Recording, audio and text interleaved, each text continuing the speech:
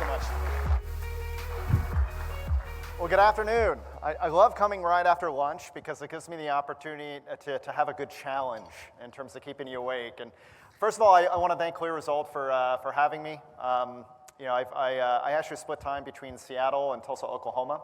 And it's been just really exciting to be back here in Chicago, connecting with many of you last night on the riverboat cruise. That was pretty special, huh? That was a great photo experience. But what I wanted to do today was basically start off by just explaining a little bit about my background. You heard just a little bit about it. So I had the good fortune to be employee number 2 on Microsoft AI. My boss came in my office one day and he said, hey, we're moving over to Microsoft Research and we need to figure out this AI thing for the company. And we got to do it fast. And so what happened was over about a 6-month period, we ended up reorganizing into Microsoft AI and Research. And then we blew up that organization 6 months later. And about the same time that Google was watching what we were doing and said, oh, we're going to do that, and then we zigged when they zagged. And the reason for that was because we knew that we needed to change the culture inside the company to be ready for what was coming. And so today what I want to do is take you through some of the core components of what we built, what I have worked on since then, what we'll go ahead and layer in as well. But I want to start off with this core point. You don't need an AI strategy any more than you need a hammer or a shovel strategy. I did thousands of executive C-suite level engagements at Microsoft on AI, and I opened all of them with a simple question of what is AI? And normally I get a pause, and the CEO would look at the CIO or CTO and say, it's your job to know, so why don't you answer the question? The reality is that AI has become a term of art. It means something different to everyone, just like going green. And so as a result, it's created a lot of confusion in the marketplace about how you actually implement AI inside of your organization. And so today, I'll let you I'll know that I'm going to provide a PDF of all my slides to the CLEAResult team who can go ahead and distribute it. So don't feel like as I'm going through some of these pragmatic frameworks and things that you have to take photos. Let's go ahead and get started and strap in. In order to get started, we're going to focus on basically 3 things. We're going to get grounded on what's real and now and how we got here. Then we're going to talk about what you need to know as senior leaders in order to pragmatically apply and responsibly apply AI inside of your own organizations. And then we're also going to talk about what's next. And I have a feeling that you're going to have some interesting questions that come up right after that. But the construct of AI is not new. It's existed with us for over 3 generations. For those of us who worked in financial services, yes, we understand credit risk analysis and algorithms are not new. And you'll notice that between the advent of machine learning and deep learning, which is really when we started to get into neural networks, that there's this big chasm that existed. And that's what we actually had 2 different AI winters during this period where there was a lot of hype, and then it fell into the trough of disillusionment. In fact, most of the researchers when we started on this endeavor at Microsoft that were on my team, who had their PhDs in machine learning, in AI, they were actively encouraged not to go down that field path by their graduate advisors. They said, why do you want to do that? That's where smart people go for your careers to die and toil in the basement of academia. And my, how things have changed. So with the advent of deep learning around 2008, the first project that really had a major breakthrough was Google DeepMind. They had one challenge. The challenge was, can you mimic the human brain to identify a cat on the internet? And so one of the top researchers in the world, Fei-Fei Li, and her team figured this out. She now teaches at Stanford and does a number of different things, but that was a seminal moment that caused this explosion that we see here today. But like I said, we were still working on a number of different aspects of AI, even predating that moment. And so one of the projects that I worked on was with a company called Rolls-Royce, but not the car company, the aircraft engine company, or side of the business. And so one of the challenges that they had was how could we take massive amounts of data. We have over 1,000 sensors inside of this aircraft engine, and we want to completely pivot our business model. We want to move from transactional selling aircraft engines to aircraft manufacturers to a subscription model, an annuity model, whereby we're selling uptime and availability of those aircraft engines. And so predictive analytics and predictive maintenance became the #1 thing that they focused on as the number one KPI that they needed to ensure that we're moving. And so this system was built in partnership with our team at Microsoft, which provided predictive analytics across the entire platform and then provided satellite telemetry up to the Iridium satellite network. And as a part of that, I'll give you an example. If a fuel pump was likely to fail within the next 6 legs of a flight, that irregular operation would be identified, and ground crews and maintenance would go ahead and swap that plane out. And that's part of the reason why you see improved uptime and availability for these aircraft, is because we're able to identify those challenges as they come up. And so in this particular case, over 10,000 parameters are being identified in real time, and over 400 unplanned maintenance events per year were completely removed from the bottom line. And so as we think about where we are today with AI, I think it's important for us to think about what makes it up at the end of the day. It's really 3 things. It's data, massive amounts of data, massive amounts of compute, and models, also known as algorithms. And so the way to think about this is that if data is the fuel, models are the engine, and the models are the steering column and the transmission of your sports car. You also need to know that you have a smooth road, because if you have that beautiful sports car, you need to make sure that you have the network to drive it over. And so most people don't realize that over the next 3 years, the entire internet is being rebuilt for AI, and we'll talk more about that here in a few minutes. But let's start off with data. Most people don't realize the manufacturing industry has more data in it than the next largest, which is the government, by almost twice as much. And part of the challenge is because they're struggling still, particularly in low-skilled manufacturing. How do you move from digital transformation or their current state into a state of digital transformation? And what we're seeing is AI is a massive accelerant in terms of helping both manufacturing, but also government and communications and media are really rethinking about how they're building out their data estate. On the compute side, I'm going to use transistors as a proxy for capability, compute capability. And so this is a slide that I built originally back in, I think it was 2015.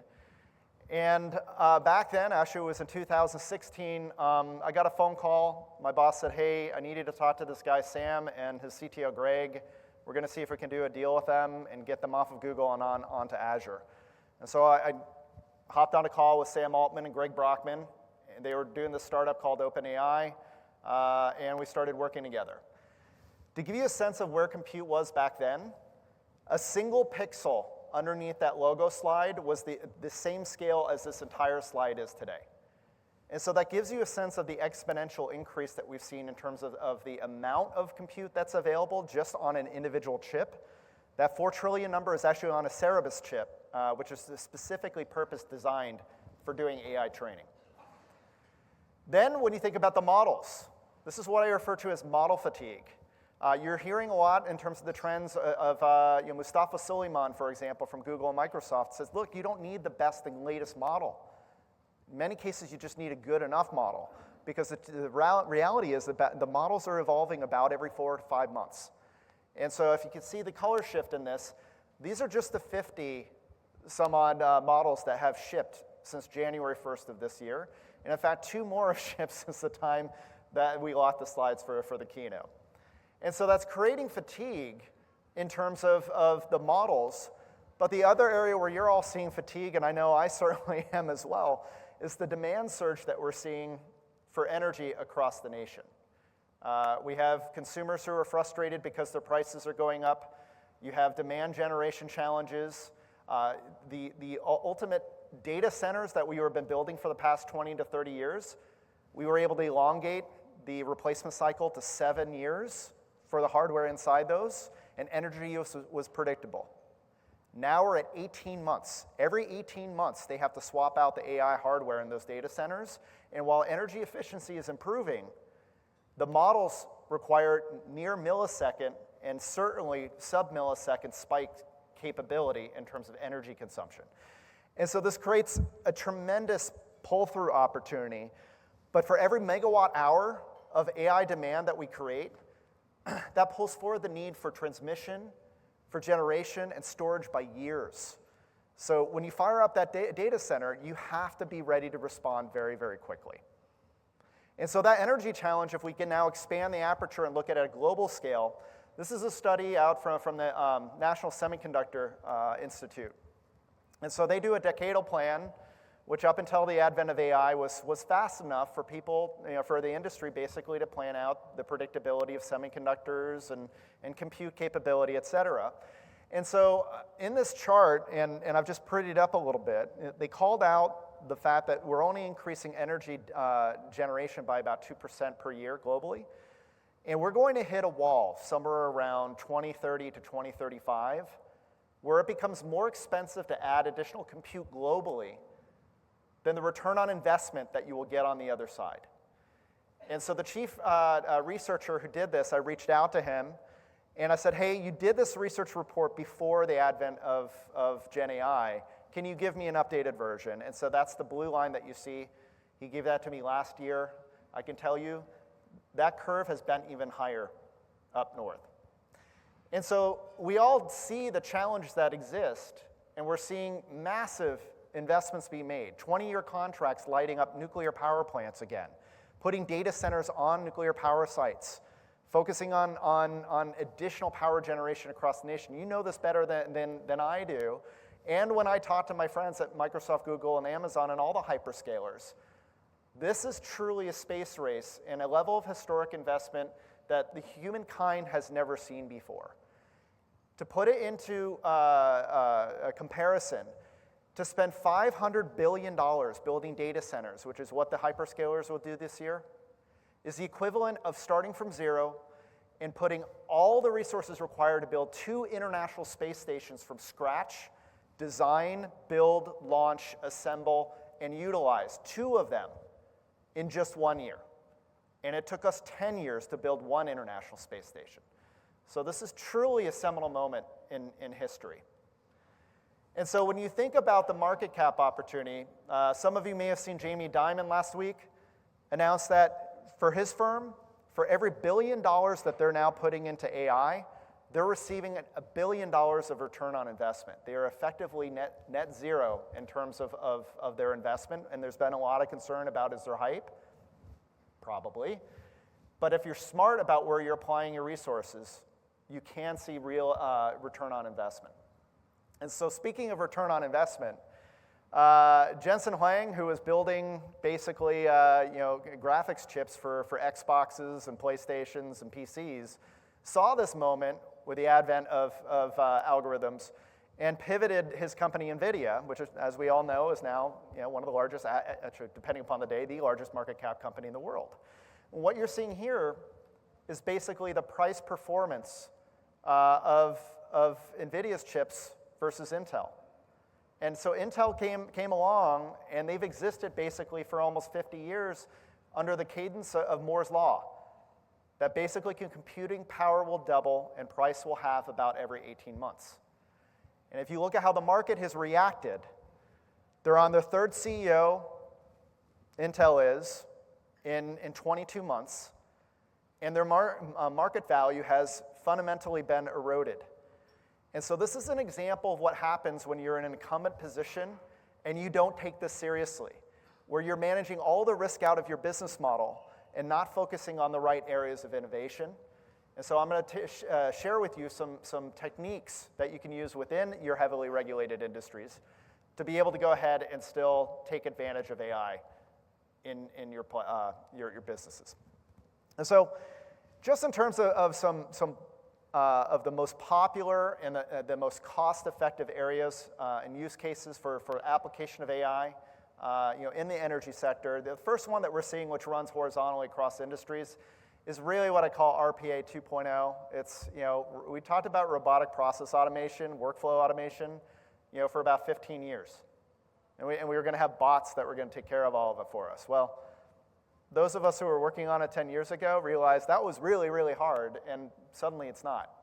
I'm able to take a Tiger team of 5 employees, spend an afternoon with them, and they will show me the points of frustration that they have in doing document management and case automation, and we can walk out before the end of the day and actually have a working minimum viable solution for them to go ahead and deploy.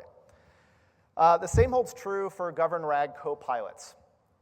RAG may be a new term for those of you, but every IT, every CISO, every CIO, every CTO is thinking about RAG. It stands for Retrieval Augmented Generation. All of us saw The Matrix. Remember when Keanu Reeves, Neo, he's sitting in the chair and he says, load up the program, and then all of a sudden he's like, I know Kung Fu. That's basically the way the enterprise co-pilots and ChatGPT operate. You have the base model, and then you have your own corpus of data, and then it's trained and it's plugged in, and then it knows and it has context on these additional areas. And so in my own organization, my CEO has her own co-pilot in a publicly traded Fortune 500 company. And before she's talking to another CEO, she asks her co-pilot to help her prep as if it is an assistant. It scours SEC data. It understands movements within that organization. It even brainstorms specific business opportunities at high strategic value between the two organizations to be able to go ahead and focus in on. And so these co-pilots, these enterprise co-pilots are what make that possible. Decisioning and forecasting, you all know very well. Equipment utilization and lifecycle analysis, predictive analytics. Then, of course, you have safety as being another core one, but another area I really want to focus in on is customer lifecycle. When we started down this path, when we were working in another heavily regulated industry with healthcare, you know who we found out was the most important person, the most rapid adopter of AI inside of an organization? It was certainly not the CIO or the CTO. They practiced job protection through obfuscation and de-risking. It was the chief marketing officer. Coming out of the pandemic, they needed to figure out and rethink the relationship with the customer. How do you, knowing that elective surgeries drive the highest ROI, how do we get patients back in the door, and how do we get them coming back for that next elective surgery? And so we saw tremendous improvement, in that space, and we're seeing that horizontally across every industry. Understanding the customer, engaging with the customer, improving the transactability with the customer is a core use case for AI. Pricing and contract optimization, that's more sophisticated. We'll talk about the model in terms of how you move through the stages of AI fluency. But then employee training and career development. I worked with a heavy equipment company that they basically turn on a co-pilot and train it on all their HR documents and all their onboarding documents for their new employees. And they created a virtual bot as basically that first line of mentorship. I'll tell you, when I started a new job, we use Enterprise Copilot, and when I'm on a call and I know what the hell an acronym is, that's the first thing I go to, and it significantly has reduced my speed to market and efficacy on the job. And so those are just a couple of examples that kind of stripe both vertically and horizontally. But let's look at some real-world precedents of how AI and ML and digital twins are all coming together. So, the first one I want to bring up is Duke Energy. So Duke is using AI in order to do methane leak detection. And so this is a solution that they built with Microsoft. So it uses Azure and Dynamics 365. But what it does is it brings in satellite data and ground sensor data so they can do real-time leak detection on the fields and prioritize repairs where they need to happen. And so as a result, they've been able to significantly decrease greenhouse emissions. The second one is AES. So from a renewable energy forecasting perspective, this is a big challenge. And so they worked with a company called H2O AI to take wind turbine maintenance and hydroelectric bidding and bring it into an AI model that was optimized for energy output. And as a part of this, it was able to understand and predict and recommend what the maintenance schedule should be on the wind turbine fields, on the farms, and as a result, they saw a significant reduction in truck rolls that were required and an improvement in the overall efficacy of the system. And you get those feedback loops that help to improve other areas of the business as well. So Devon Energy, so I split time between Seattle and my hometown of Tulsa, Oklahoma. So Devon, of course, is near and dear to our heart. With Devon Energy, one of the things that they were focused on was how could we use machine learning for drilling optimization. And so as a part of using an ML algorithm to help with where they should go ahead and drill and the methodology for doing the drilling, they saw a 15% increase in drilling efficiency. And as a result of this, also when needing to do treatment, they saw a 31-minute decrease in time required in order to do those drilling engagements.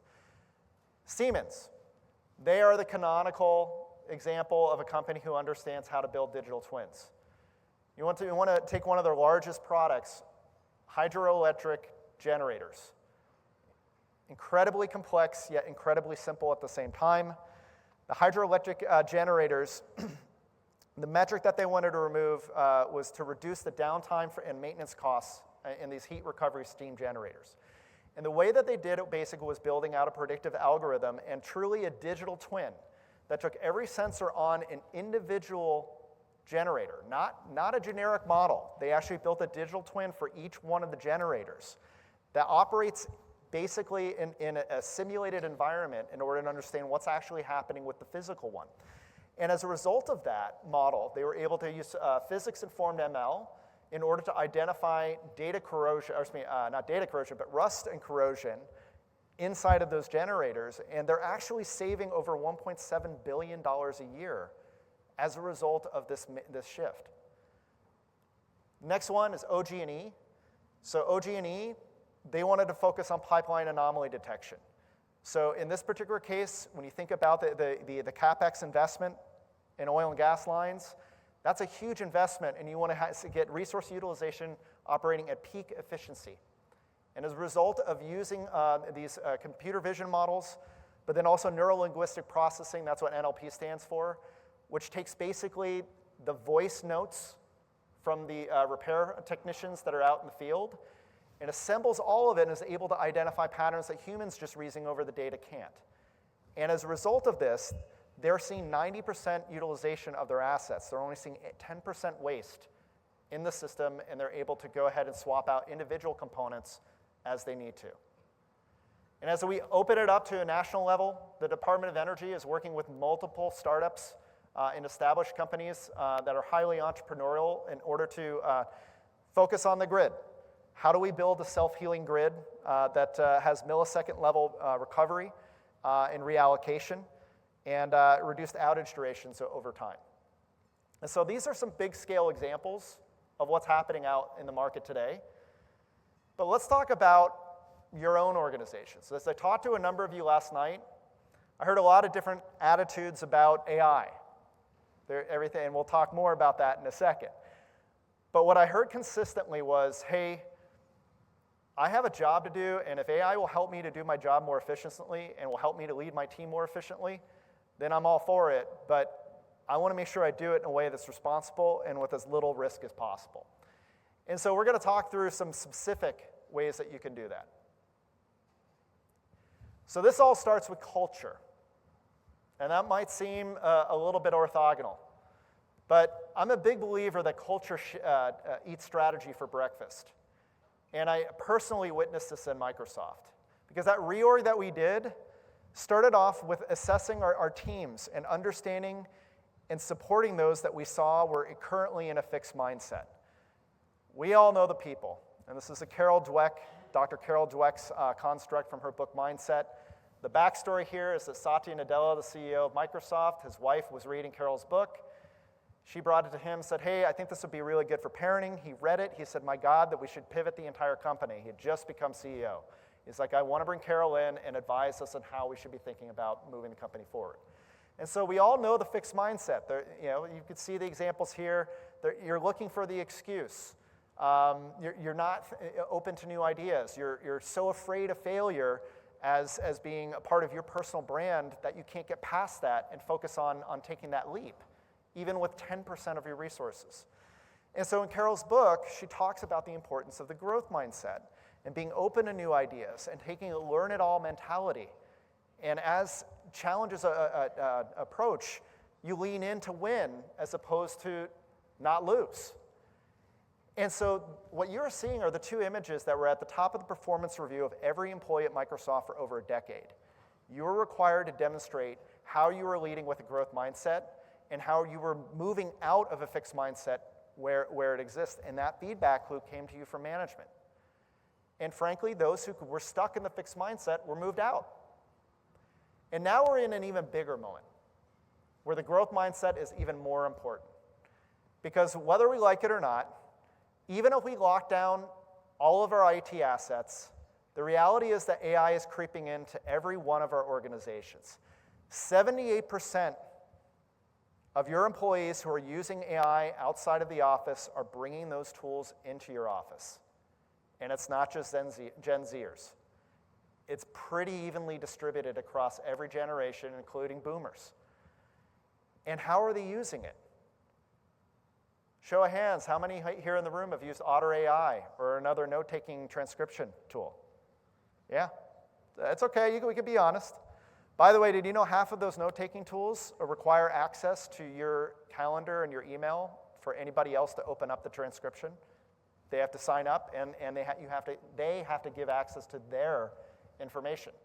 We're going to talk about that in the context of responsible AI. But the point here is that as a part of the culture shift, it's important to lead from the front. And there's benefit in it for all of us. So there's a seminal study that was done where BCG took about 15% of their, about 4,000 of their consultants, and across 42 countries, they turned them loose with OpenAI. And they measured them across 14 major attributes of productivity. So BCG did this in partnership with MIT, Harvard Business School, and Wharton, as well as a few others. And the results are pretty consistent with what we're seeing regardless of industry. 40% increase in efficiency. 25% of tasks are completed more easily or more quickly. And 12% more tasks are completed. But the report, the headline, doesn't show you the other side of it, which is that the level of creativity, innovation, and original thought dropped by 40%. And so that's the challenge that us as senior leaders have to gird against. It's not just the tools coming in, it's how do we ensure that the teams are moving along in this growth mindset in a way that's going to enable them to be successful and ultimately us to be successful.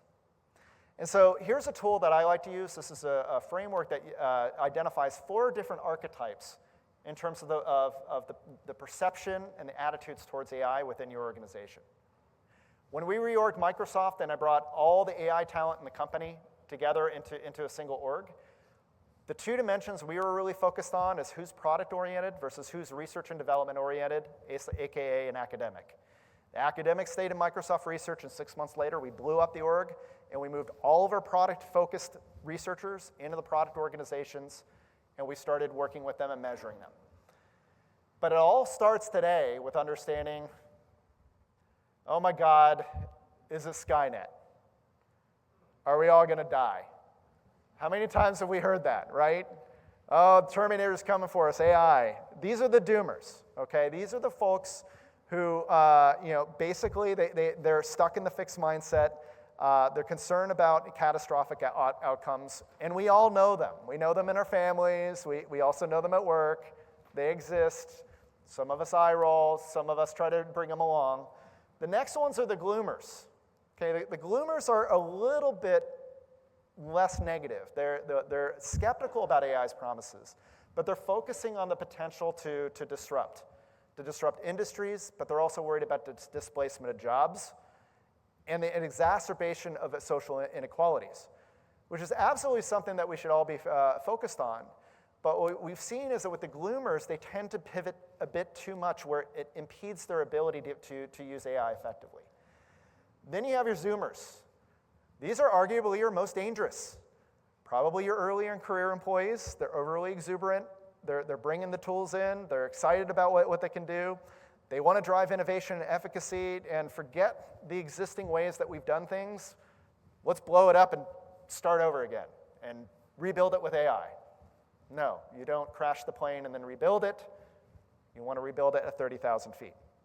And that's where you bring your bloomers in. Your bloomers consistently will be the employees that have a balanced perspective, that they have a pragmatic approach to AI. They're focused on business outcomes. They support thoughtful engagement with the folks who are in the other archetypes. These are your leaders for change agents inside of your organizations.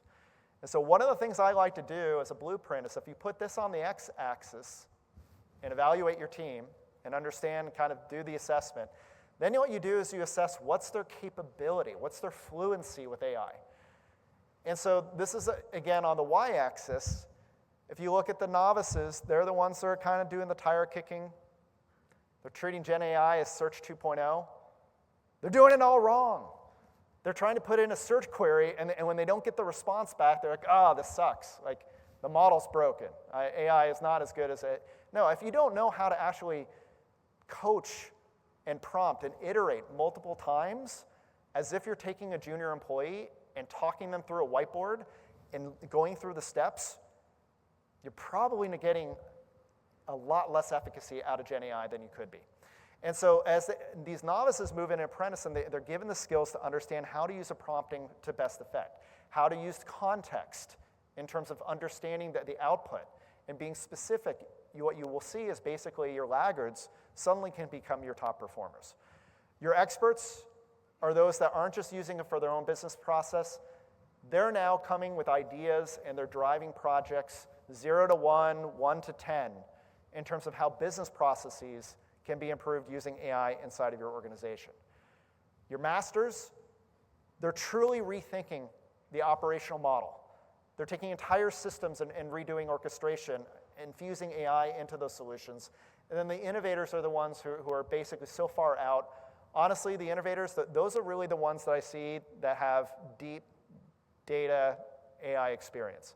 Oh, by the way, if you're thinking about taking your existing developers and teaching them all how to do AI, you're doing it wrong. It won't work if you're doing deep AI. We tried to do it inside of Microsoft, and you know what we found out? For those that are actually building the models and the algorithms, you want 2 master's degrees, computer science and mathematics. They will 10x the output of any other group that you move into those roles by trying to upskill them. Your general developers, they can go ahead and use Gen AI and tools like GitHub Copilot in order to be much more effective. But if you're doing deep AI at the innovator or the master level, you want to make sure that your core engineering team has those 2 core traits. And that's how you get into AI transformation. And so in assessing your own organization, I actually have a placemat in that chart.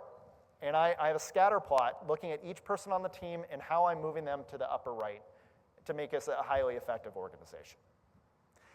And the reason for that, and the reason why you need to be doing that right now, is because things are only accelerating even faster.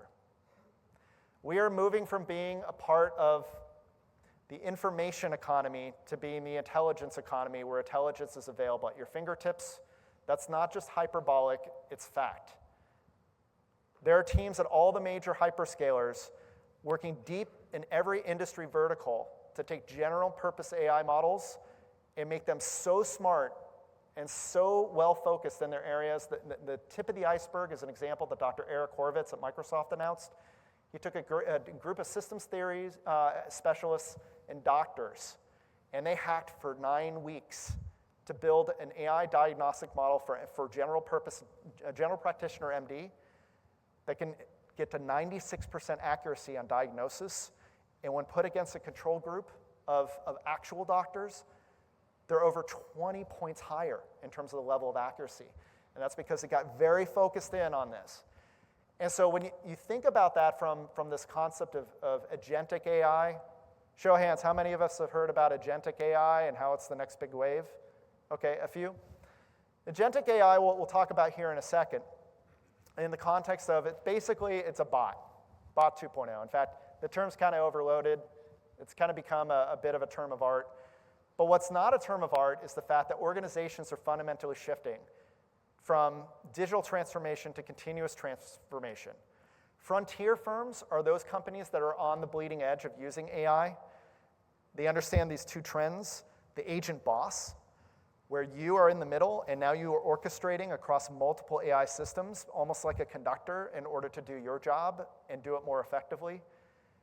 And as leaders, as we shift into this world, we have to think as managers about what's the right ratio of humans in the middle to the number of agents that they're using. And so I'm going to show you a little bit of a roadmap for agentic AI in terms of where we are today. So level 1 was chatbots, okay? I worked on Azure Bot Framework. It was painful. It was like stabbing yourself in the eye. You had to program everything from scratch. We built the first, by the way, I should probably apologize to anybody who used Windows 10 Help. When we shifted to using bot technology, we actually saw a 60% reduction in the number of issues that needed to be resolved by a live chat, because we built a purpose-built AI model that would retrain itself every evening based on next best action.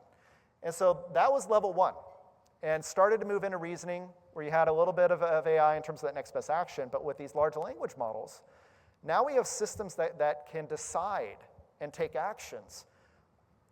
Level 4, which is where we expect to be in around 2029, is innovators that can aid in invention. That number's actually been pulled back. I'm going to show you an example of that here in a second.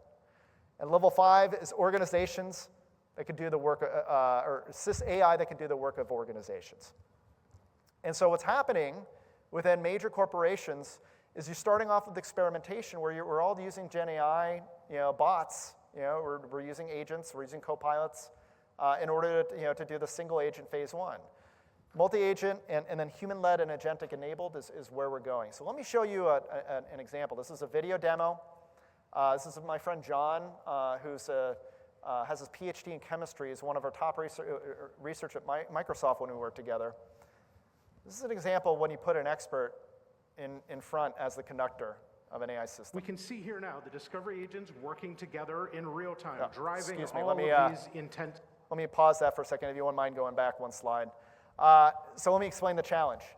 The challenge is you're building a data center, but you want to have a PFAS-free liquid coolant and be able to submerge the entire data racks in that coolant and just have it flowing through. It needs to have the dielectric properties that it won't short out when you drop it into the chemical. And we need to come up with a new chemical. So John's going to show you how we do that using agentic AI. Let me try that one last time.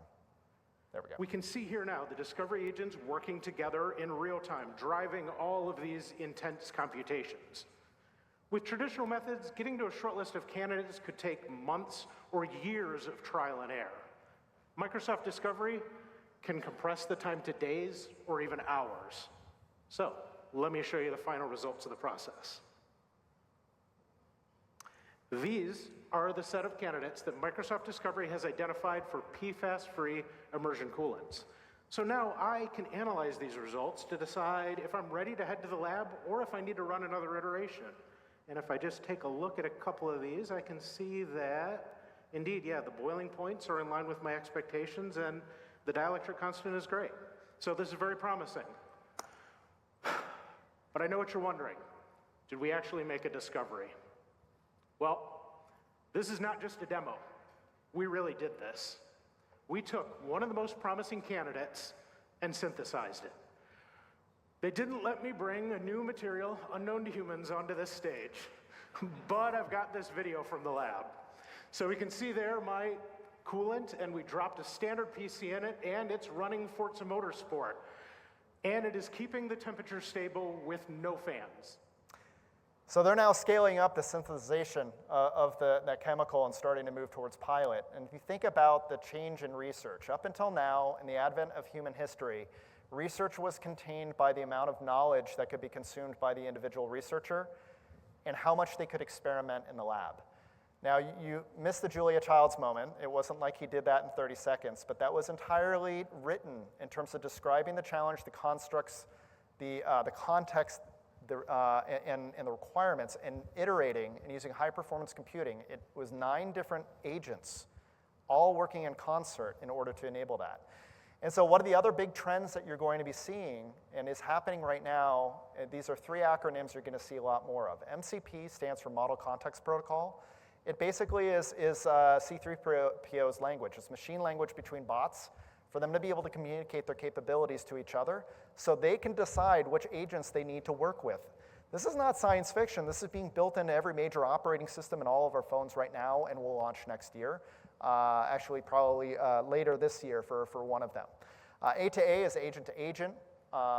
Basically these two, the entire industry is standardized on, and the entire internet, when we talk about Web 3.0 or Web 3, no, Web 4 is going to be built off of these two. The third one is for Commerce Protocol. So this is the Agentic Commerce Protocol so that you can actually do billing and payment collection directly through OpenAI. They launched this last week. And now it's an open framework so that any company can use it, whether or not it's somebody calling in for a bill and they're talking in with the chatbot. You don't have to build that entire payment infrastructure yourself. The solutions are being built for us today. And so when we think about agentic in terms of where we are kind of in current state for the majority of the industry, for energy demand forecasting, there's historical weather and usage models that are used to inform. You all know this much better than I do in terms of response planning and visibility. But then on the agentic AI side, now we're taking thousands of points of data, sensor data off of smart meters, et cetera, adaptive and multi-factor information, and then we're using autonomous coordination in order to do real-time feedback and then retraining of these models. And so this is foundational, and like a layer cake is going to continue to build. And so that's part of the reason why it's so important that we all adopt, not just at the CTO or CIO's office, but a core set of frameworks around AI and how to responsibly deploy it inside of your organization. So this is the one that I found that is the strongest. PwC, EY, everyone has their own, Microsoft, Google, but they basically come down to these 5 core principles. And so what I recommend that you do is if you aren't actually receiving this from your senior leadership team in terms of what your core responsible AI methodology and governance model is, you should be asking for it. And if it doesn't exist, I recommend building it for yourself. And so part of the reason is because in the growth mindset, you're going to find mistakes. Things are going to happen. People are bringing tools in. Data leakage is going to happen. So how do you protect against that? Well, I'm going to give you just a quick example of when things go wrong and how you deal with it to start off with. So as a part of doing the reorganization of Microsoft, we established the AI 365 Council. So Satya Nadella and all of his directs and one level below, we all met every week to review, not product review, but innovation reviews and collaboration reviews for AI that are happening across the entire company. And so one of our reviews, our chief researcher in charge of facial recognition came in and she said, we effed up. And she said, by the way, tomorrow MIT is going to publish that our facial recognition models are inherently biased against women, and especially women of color, and any person of color. And so in the room, you can imagine, got a little bit nervous. Satya started off and he said, first of all, nobody's getting fired. What can we learn from this? Why is this happening? Talk me through the root cause analysis. And so chief researcher, who was pretty nervous at that moment, she said, well, we're using data sets, so basically pictures from the internet that we thought they're open source. We thought that they were validated, but it turns out they have inherent biases that we didn't catch. He looked at Frank Shaw, who runs corporate communications. He said, Frank, we go fully transparent on it, and in 90 days, we're going to release everything that we've learned so that other organizations can learn from it. And so we did that, significantly improved the accuracy of the facial recognition models. Yay, great, we fixed the problem, right? Wrong. We had to pull the models 2 years later completely because bad state actors were using the facial recognition in order to do racial profiling of underrepresented communities inside of their own government states. And so we had to completely rethink the governance model. And this is where the state that we're all in of having to figure this out a little bit on the fly and why having a framework is so important. So 2 other quick examples. So last summer in Hong Kong, actually it was not this summer, but the summer before, a comptroller for a Hong Kong bank gets on a Zoom call. Everybody went remote. He's on with the CFO and 4 of his colleagues, and CFO instructs him to transfer about $50 million into a bank account. And so he happily obliges, only to find out that on that Zoom call, only 1 other of his colleagues was an actual human. The other 4 were synthetic, including the CFO. It was scammers that had lifted their personas, set up the call, and it convinced the individual. Can you imagine what that would have been like if he hadn't had one of his peers backing him up and saying, no, I was actually on the call, and that actually happened? Here's another example. Ferrari was almost breached because one of the direct reports to Ferrari's CEO received a phone call, and it was his boss. Called him on his personal line, said, hey, what do you think about that big acquisition that we're thinking about doing? Some of the interplay, despite the fact that the CEO of Ferrari actually has a very provincial dialect of Italian, which was perfectly replicated, something fell off in terms of the way that he was communicating. So the employee said to his boss, hey, what was that book that you told me I should read in our last one-on-one? Scammer couldn't answer it. So I'll tell you this, in my own family, we now use this. We have a challenge response story for the entire family so that we can ensure that if we get a phone call and I'm here in Chicago and I'm arrested and I need bail money, family knows what's actually going on. Let me show you another recent example. This is just last week. So anybody hear about Sora 2? Yeah, a couple hands. Sora 2 was launched by OpenAI, and make no mistake, the number that they're after, they just announced that they're generating $13 billion in ARR, and 70% of that is on consumers. They want to be the next operating system. They want to be the next TikTok. I can take their app, which is the #1 app right now in the app stores, scan my face like the video that you're about to see, and put myself in a video with the CEO of OpenAI, Sam Altman. Take a look at this. Eric can't even afford an iPhone. Oh, that's brutal. Whoa! Wave got us. I didn't even see it coming. We're soaked. Yeah, but totally worth it. So it's a short clip. It's hard to see in the back, but you can find it online on OpenAI's website. The waves move perfectly. There's no more of that motion blur and pixelation. People are posting videos with Jake Paul and all sorts of different folks. And there was a lot made last week of the fact that you could actually insert yourselves into a Star Wars film or just about any other copyrighted material. Make no mistake, they know what they're doing. They didn't just suddenly decide, oops, my bad, and then they went ahead and set up the guardrails because they weren't thinking of it. They're intentionally seeing what the limits are in terms of both technological capability and how people are going to be consuming this. And so as business leaders, it's important for us to recognize that there's a whole new layer that we need to train our employees. When you consider that most data breaches actually come from within your company, from employees, we have to teach our employees how to be critical thinkers in terms of how they address these new technologies. And so we have to be intentional about how we build AI fluency inside of our organizations. In terms of how we think about units of energy, the amount of effort that we put towards AI or tooling that's using AI inside of our organization to build up AI fluency. I love the innovation portfolio model. So managing your innovation portfolio, 2 researchers came out with this, and I have it linked on my link tree, what you'll get. They found that after 4,000 companies across industries, if you put 70% of your resources in your core business, 20% in your adjacent businesses, and 10% in those moonshot opportunities, your return on investment will be the inverse if you pick the right 10%.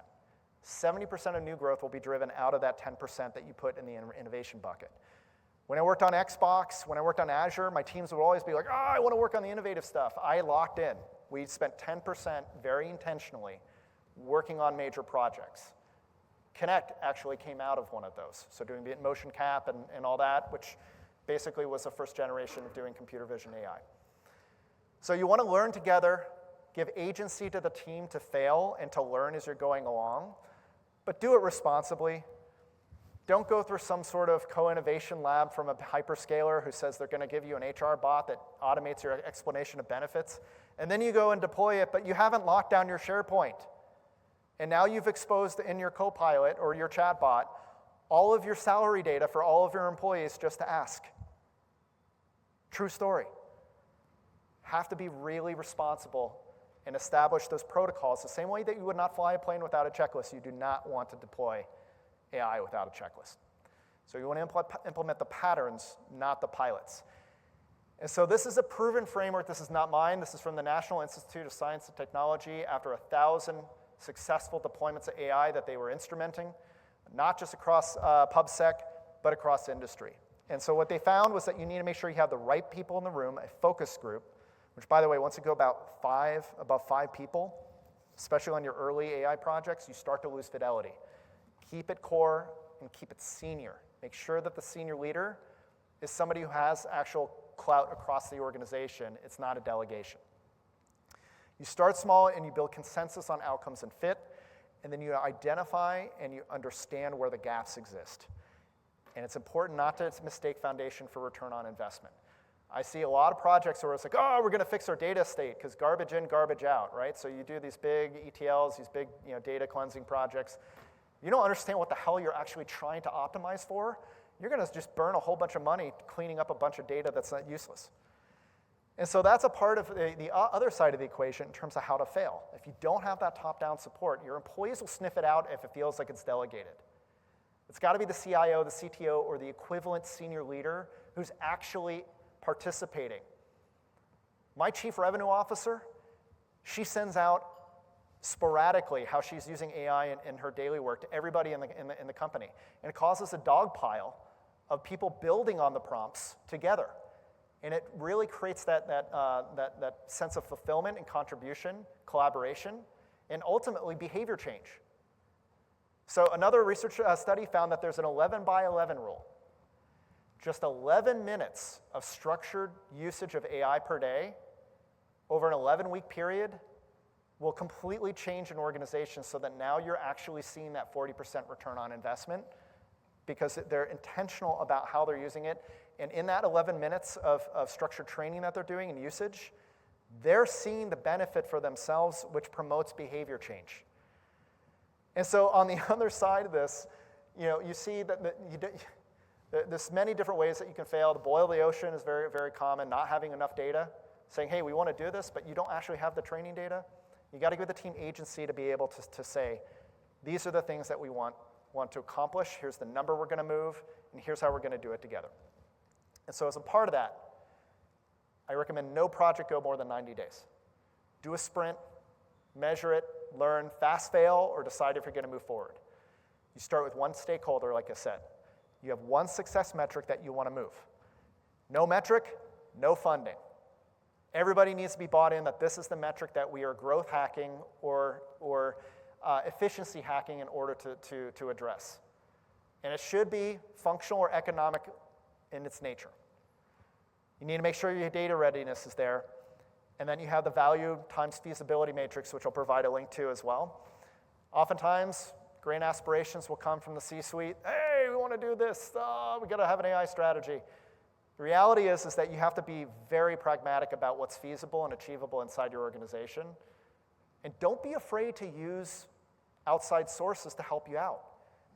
The startups out there that are creating solutions, like the one, H2O AI, that I showed earlier, they're actually on the bleeding edge the same way that they were with cloud compute in terms of their ability to pivot and drive real impact very, very quickly. And so all of this I'm going to share with you in terms of those resources that you can bring back into your organization. But now I want to talk to you about what's coming next, which I think will help to explain why we're at a pivot point. It's important that all of us get on board and take this seriously.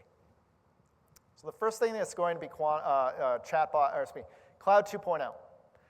So as I mentioned, the entire fabric of the internet is being rebuilt over the next 3 years. What does this mean for all of us here in the room? This means that the data center race is actually going to start to gravitate towards where the internet, or basically the fiber connections exist. Most of the major players are getting to 400 gigabits per second. What most people don't realize that over the next 3 years, the same level of CapEx that's going into improving energy is going into improving the backbone of the internet in order to enable delivery of the data between these different data points. Pharma is another good example. Big Pharma is starting to move data centers and build them right next to their main R&D facilities the same way that in the financial services field a generation ago, a decade ago, they were building their data centers right next to their traders. Like a fundamental reshift is happening, and those who know where the puck is moving are able to capitalize on it. The second big inflection point that we're in is this concept of physical and spatial AI. What I'm talking about with physical AI. Remember how I said we were running out of data in order to train the models earlier? Well, the Best of CES winner for the Consumer Electronics Show this year is a model called Cosmos from NVIDIA, which is designed to fill the gap by creating synthetic data for training cars, autonomous systems, where the data doesn't exist when we exhaust all of the data. Let's take a quick look. Developers use Cosmos to generate worlds for reinforcement learning AI feedback to improve policy models, or to test and validate model performance, even across multi-sensor views. Cosmos can generate tokens in real time, bringing the power of foresight and multiverse simulation to AI models, generating every possible future to help the model select the right path. Working with the world's developer ecosystem, NVIDIA is helping advance the next wave of physical AI. Fluid dynamics, particle physics, ray tracing, all of these, literally a digital twin of the physical world. And what you saw in terms of every possible permutation, that's not science fiction. Pegatron, Foxtron, and all the 6 majors that manufacture over 99% of all of our consumer electronics that we carry in our pockets are doing this right now with NVIDIA. This is where the puck is moving in terms of being able to solve for the data problem. What does that mean for us? Let me show you another example. Anybody recognize this logo? You probably don't. This is a company called Figure. They didn't exist 2 years ago. Let's take a look at what they're doing. This is not science fiction. This is the Spartanburg plant for BMW on the East Coast, where for the past 18 months, they've been using Gen AI models to learn like children by watching humans do these jobs. The system is programming itself. The models are programming themselves. This, to give you a sense, the first project that they had with Figure 1, this is Figure 2, it took 10 hours of watching a human load and unload a Keurig machine to completely write all the code required in order to be able to do that consistently across the entire robot fleet. It could even clear errors, such as when the pod doesn't load correctly in that Keurig coffee pot. That's where we were a year ago with Figure.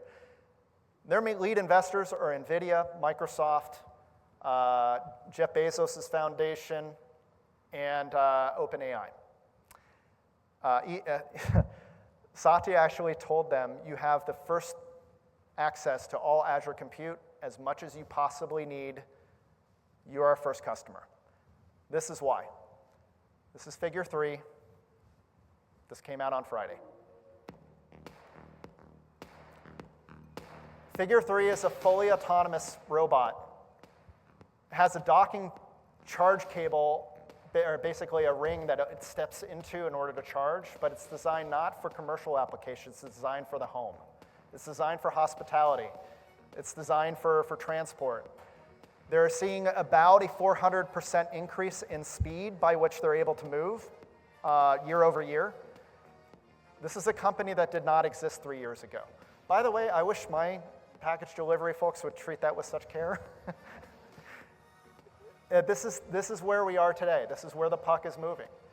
And it's causing a lot of conversations to happen behind closed doors, because what we thought was science fiction, it was probably maybe 18 years away. We're really right on the advent of the potential. Tremendous potential in areas like healthcare applications and elder care, repetitive stress injuries, et cetera. But this is a large language model. This is a Gen AI model sitting at the core of the system, and it's learning through sensor fusion. And so that brings me to my last point, which is around quantum compute. Show of hands, how many folks here have heard of quantum compute? Yeah, a couple folks. Anybody understand it? Yeah, neither do I. No, the reality is that the quantum compute basically works like this. So classical computer has zeros and ones. Quantum actually operates in a third state, which is both neither 0 or 1 or both. And the way that you build up a quantum computer today is instead of using electrons, you use different types of atoms like rubidium, you put them in a vacuum chamber and build an array, and they're able to answer questions about the universe that we're not able to today.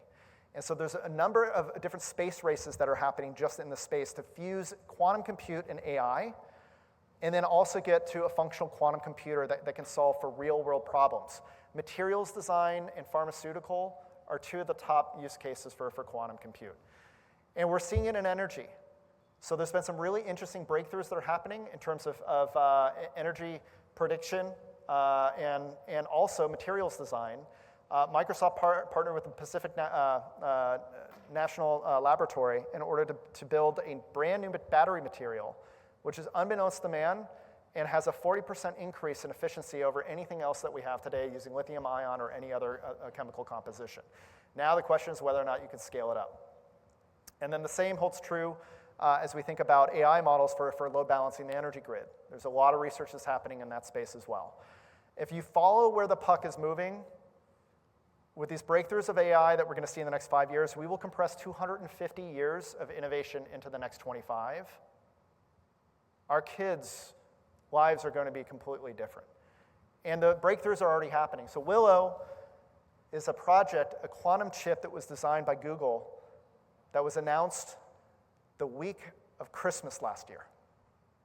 Why would Google decide to bury an announcement like this?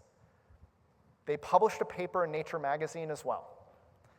The reason is because Will completed an AI benchmark problem in under 5 minutes that if you took all of the supercomputers in the world and applied them to solve for the same problem, it would take the 10 septillion years. This is not hyperbole. This is like peer-reviewed and published in Nature magazine. They don't know how it did it. In fact, in the press release and on the public website, you can fact-check me on this, the researchers went so far as to say that they believe this may be the first proof of the multiverse. It's not just Marvel movies, that they think it was actually pulling compute from across multiple dimensions in order to solve for this problem. And so this is the moonshot. How do we build for AI? This is what comes next, is going to be quantum computing, which again is going to solve for so many challenges that exist. So, quick checklist for us as leaders. Adopt a growth mindset. Adopt continuous transformation. Adaptability is prime, and it's your prime advantage in your organizations.